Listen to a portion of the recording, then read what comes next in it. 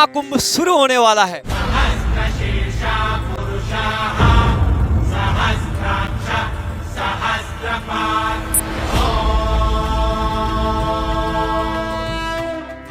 और आपने कुंभ के बारे में कभी न कभी जरूर सुना होगा, या तो किसी मूवी से, या अपनों से बड़े से, या दादा दादी से, या फिर आपने ये कहावत जरूर सुना होगा कि कुंभ के मेले में दो भाई बिछड़ गए हैं।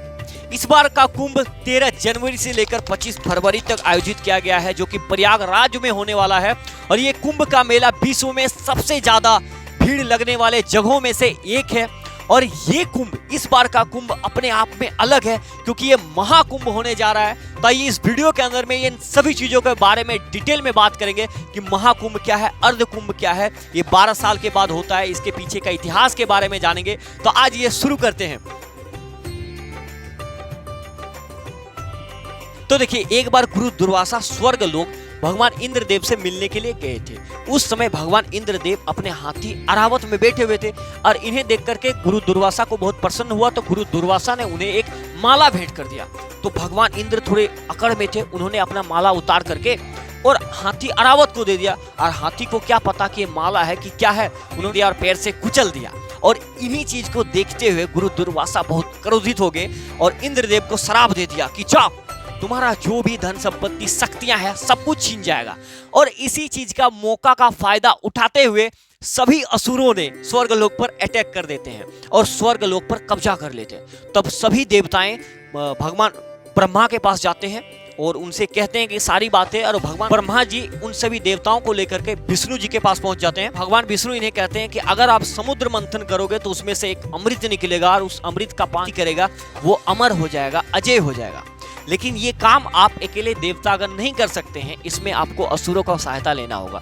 तो फिर असुरों का सहायता लिया, उनको लालच दिया कि उनको लगा कि मैं भी पी लेंगे, हम भी पी लेंगे अमृत तो अमर हो जाएंगे। कुछ इसी प्रकार से फिर समुद्र मंथन के दौरान एक एक चीज निकलते गए। जैसे एक बार हलाहल विष निकल गया था, तो उसको अब कौन पान करेगा, कोई नहीं कर सकता, लेकिन पान करना जरूरी था। तो भगवान शंकर ने उसे धारण किया, तभी से उसका नाम नीलकंठ पड़ गया है। बाद निकला अमृत। अब अमृत जैसे ही निकलता है तो भगवान और असुर के बीच में भयंकर युद्ध छिड़ जाता है। और वो युद्ध 12 दिन तक चलता है, 12 डेज तक चलता है, जो कि भगवानों के लिए यानी कि देवों के लिए 12 दिन, मनुष्यों के लिए 12 साल के बराबर होता है। और इधर भयंकर युद्ध छिड़ गया था और उधर जो थे भगवान इंद्र के बेटे जयंत ने उस कलश को उठा करके वहां से लेकर भाग गए। और वो कहा जाता कि 4 जगहों पर विश्राम किया, जो कि एक था हरिद्वार, प्रयागराज, उज्जैन और नासिक। और तभी से ये तीर्थ स्थल मतलब बन गया। तो भाई ये 4 जगह वही जगह है जहां पर महाकुंभ मेला होता है। ठीक है, तो देखिए सबसे पहले ये प्रयागराज में मतलब गंगा, यमुना, सरस्वती, इसे त्रिवेणी संगम कहते हैं। और जो आपका हरिद्वार गंगा नदी के किनारे है, नासिक गोदावरी नदी के किनारे, उज्जैन शिप्रा नदी के किनारे स्थित है। ये चारों जगह पर कुंभ होता है। लेकिन इस चीज का डिसाइड कब होता है, मतलब कैसे होगा कि कहां पर कुंभ होगा, तो इस चीज का डिसाइड होता है एनलाइटमेंट मतलब कैलकुलेशन के अनुसार, यानी कि ग्रहों का एक स्पेशल राशि के साथ होना कब होता है, तब जाके ये सब चीजें डिसाइड होता है। स्पेशल बृहस्पति ग्रह, मतलब मैं समझाने की कोशिश करता हूं आपको। ये जो बृहस्पति ग्रह है, ये एक बार सूर्य का मतलब ये ऑर्बिट होता है, एक बार पूरा चक्कर लगाने में 12 साल लगता है। और हर 12 साल में इन चारों स्थानों में से एक स्थान में कुंभ होगा। अब डिसाइड कैसे होता है उसको समझिए। देखिए, जब आपका हरिद्वार में कुंभ कब होता है, जब बृहस्पति ग्रह जो है वो कुंभ राशि के साथ और सूर्य मेष राशि के साथ होते हैं, तब हरिद्वार में कुंभ होता है। ठीक है, कुछ उसी प्रकार से प्रयागराज में तब होता है जब बृहस्पति ग्रह वृष राशि के साथ और चंद्रमा और सूर्य मकर राशि के मतलब साथ होते हैं, तब प्रयागराज में होता है। और उसी प्रकार से उज्जैन और नासिक में जब बृहस्पति ग्रह सिंह राशि के साथ होता है, तब यहाँ पर मतलब कुंभ होता है उज्जैन और नासिक में।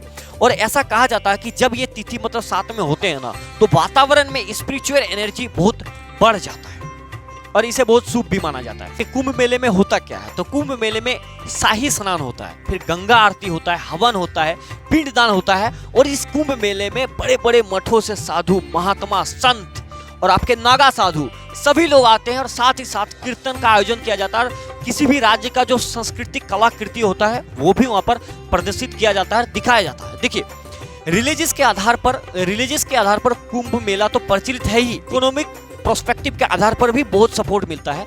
जैसे 2019 में जब अर्ध कुंभ हुआ था तो इसे आयोजन करने में, मतलब इसे का निर्माण करने में, सभी व्यवस्थाएं सेट करने में 4200 करोड़ रुपए का खर्चा आया था। उसके बाद इसमें टोटल रेवेन्यू जो हुआ था वो 1,20,000 करोड़ का रेवेन्यू आया था। कि इस बार का जो 2025 का कुंभ होने जा रहा है, इसमें दावा किया जा रहा है कि लगभग 40 करोड़ से भी ज्यादा लोग इसमें शामिल होंगे। और इसी को देखते हुए जो जगह है वो 3200 हेक्टर से बढ़ा करके 4000 हेक्टर तक कर दिया गया है। और साथ ही साथ में सरकार ने एक जिला, टेम्पोररी जिला घोषित कर दिया गया, जिस जिले का नाम होगा महाकुंभ मेला। और ये एक टेम्पोररी जिला होगा, जैसे ही ये कार्यक्रम खत्म हो जाएगा तो उसे फिर हटा दिया जाएगा। इसी के साथ साथ ऐसा कहा जा रहा है कि इस बार लगभग 1.5 लाख से ज्यादा टेंट लगाए जाएंगे, 1.5 लाख से ज्यादा टॉयलेट्स बनाए जाएंगे। और साथ ही साथ में जो आपकी CCTV, LCD वगैरह, इसकी जो संख्या है वो काफी ज्यादा बढ़ाया गया है। और साथ ही साथ में इकोनॉमिक बहुत सपोर्ट मिलता है कुछ इस प्रकार से कि इस कुंभ मेले में करोड़ों लोग एक जगह से दूसरी जगह यात्रा करते हैं, तो जो यात्रा इंडस्ट्री है उसमें काफी ज्यादा बूस्ट मिलता है। और साथ ही साथ जितने भी लोकल बिजनेस होते हैं ना, जो आपके छोटे छोटे से लेकर बड़े बड़े जितने भी आपका रेस्टोरेंट हो गया, उनको भी बहुत ज्यादा काम मिलता है। ऐसा कहा जाता है कि वो जितना पूरे साल में पैसा अर्न करते हैं ना, उतना पैसा वो कुछ ही दिन के दौरान कमा लेते हैं भाई। तो ये इकोनॉमिक सपोर्ट भी काफी ज्यादा करते हैं। और ऐसा माना जा रहा है कि इस बार का कुंभ मेला सबसे बड़ा कुंभ मेला होने जा रहा है। और देखिए, जो कुंभ मेला मैंने आपको बताया, कुंभ मेला, अब थोड़ी सी यहाँ पर बात को समझिए कि अर्ध कुंभ मेला क्या होता है। कि अर्ध कुंभ मेला 6 वर्ष में होता है, ठीक है, 6 वर्ष में होता है। ये 2 ही जगह पर होता है, एक हरिद्वार और दूसरा प्रयागराज, ठीक है। और ये जो महाकुंभ है ना, इसको गौर से सुनिएगा, ये जो महाकुंभ है ये 144वां साल पर होता है। ये किस प्रकार से, ये एक साइकिल की तरह काम करता है, यानी कि 12 साल में एक बार कुंभ होता है, फिर ये 12 साल फिर रिपीट करेगा, फिर ये 12 साल बाद फिर रिपीट करता, फिर 12 साल ये फिर रिपीट करता। तो जब ये 12 साल के बाद रिपीट होता, तो जब ये 12वां साल होता है, और 12वां साल आप देखेंगे तो वो 144वां साल होगा, और वो फिर महाकुंभ होता है।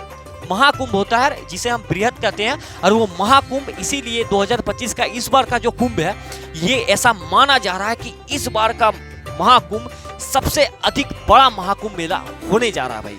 और ये सिर्फ एक त्योहार नहीं है, बल्कि ये धर्म, संस्कृति, आस्था और भारत के इतिहास का जीवंत प्रतीक है। और ये एक संगम है धर्म, आस्था और संस्कृति का, जहां पर करोड़ों लोग अपने घर से निकलते हैं और अपनी पापों को धुलते हैं और मन की शुद्धि के लिए जाते हैं। और ऐसा कहा जाता है, ये सिर्फ भारत में ही नहीं बल्कि पूरे विश्व में एक मिसाल है, जहां पर करोड़ों लोग एक ही धर्म के, एक ही सूत्र से बनके एक आस्था का प्रमाण देते हैं। तो आप जरूर बताइएगा कि आप इस कुंभ में जा रहे हैं कि नहीं जा रहे हैं, क्योंकि ये जो 2025 का कुंभ है, ये आने वाले 144 साल बाद फिर रिपीट होगा। तो आप कमेंट में जरूर बताइएगा इस वीडियो से आपने नया कुछ क्या सीखा है, उसके बारे में भी जरूर बताइएगा। तो मिलते हैं नेक्स्ट वीडियो में, तब तक के लिए धन्यवाद। जय हिंद, खुश रहिए।